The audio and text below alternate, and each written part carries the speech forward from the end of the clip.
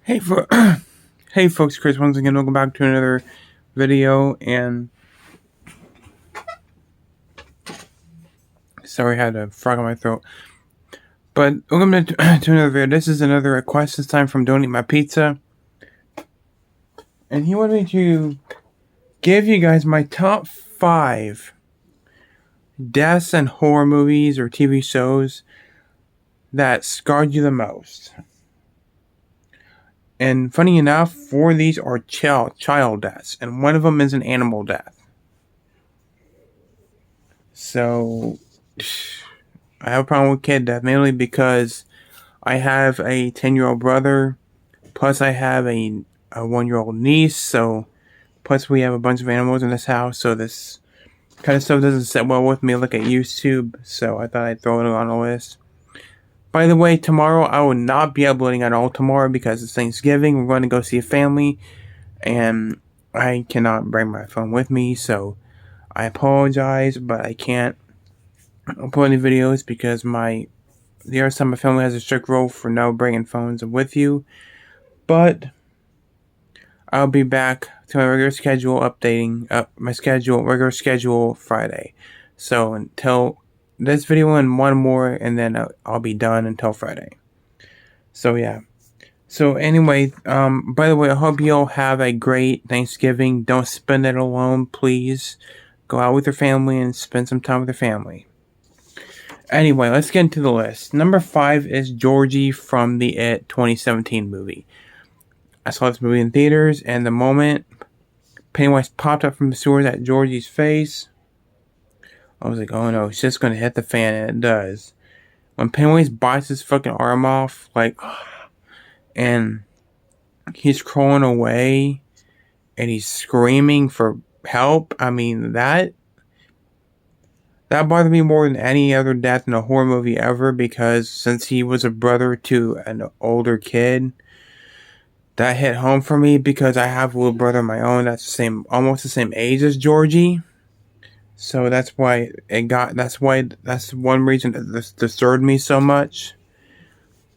And you see scenes of poor Bill grieving, and it's just a sad scene to watch. I still love the movie, but my God.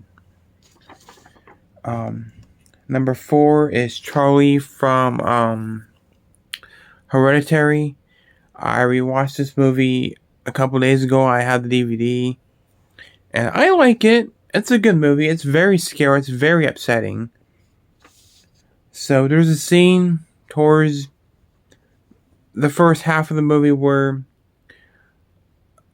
a kid, an older brother, and a younger sister gets invited to a party. The girl is allergic to nuts. Yeah, nuts. Peanuts, and she eats a cake at the party, and she didn't know how nuts in it. And then she starts choking. So the bird takes her home. She's in the car, choking, and then she rolls on the window to get some air and gasping for air. And the kid, the older brother, swerves. The girl's head hits a telephone pole, ripping her fucking head off. Pretty brutal. I mean, and this is in fucking theaters, man. I didn't see this movie in theaters, but it was a horrific scene, especially when you see the mother screaming and crying, and you see a close up of her dead head with like bugs all over. Like, it's a very disturbing and gross image. I'm like, wow, they went there. I don't know what the fuck is wrong with that eye today, but yeah, it was a very messed up, very disturbing scene, and it's a good movie. Check it out if you haven't seen it. Number 3 is Gage from Pet Sematary. I mean, what can I say? He's the most cutest, adorable kid in Stephen King history. Sorry, Charlie, Firestarter, but Gage is more. He runs into the road and gets hit by a fucking semi, and he gets buried in the pet cemetery. He comes back to life and kills a couple people, including Fred Gwynn and his mother. And then he gets injected with I'm not sure what he injected him with, but he was screaming and crying like, and he's like, no fair, no fair. It's pretty horrific. Pretty horrific. And it's a great, well done scene.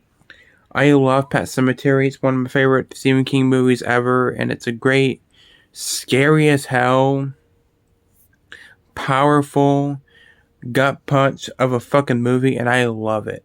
The remake, it was alright. I like the remake quite a bit.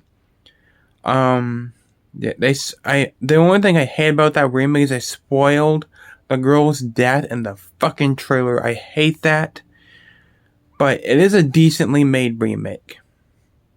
I give it a lot of slack in the past, but I do generally like it. I think it's a well acted movie. I like John Lithgow. The little girl was pretty good, so. And I like Pet Sematary too. It's more of a silly movie, but I like it. Number 2 is a recent death in a recent TV series, which is a Chucky series. Spoilers. Nadine gets fucking killed in such a brutal way. It's a short scene, but I'll go through it. Chucky runs away into like this on top of up the stairs in this room. There's a giant window, and Chucky's looking through the window. Nadine goes after him. She gets locked in there, and Jake Devlin likes to get inside there. And Nadine goes to hug Chucky, and he literally pushes her out the window. She's falling and her neck gets broke. She lands on the statue, and I guess she breaks her neck, which was, wow, that was a lot for a show made for TV. God damn. Her death was sad because I thought she was the most sweetest, most cutest, not that kind of cute, but the most pure, nice, friendly character in the season 2. A friend for Lexi, and she fucking lost her, and she was crying, and you could see her tears. It was just so sad, man. But I'm excited for the finale, which is, by the way, is coming tonight. I might not watch it till Friday, and I'll get my review on it on Saturday, but we'll see. But it's a very sad death for such a good character. Number 1, I'm going to be short. It's the cat from Firestarter. Because I love cats, and I have a cat who's very dear to me, who is not in the best shape. So maybe that was one of the reasons why the scene bothered me. It's just my time. It's my time of the month. I hate seeing animals die in movies, period. But she sets the cat on fire. That's what I'm going to say. That's number 1. So, yeah.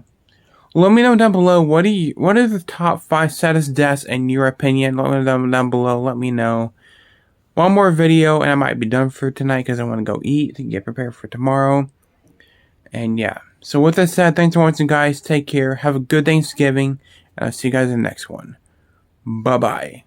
And I approve this fucking message.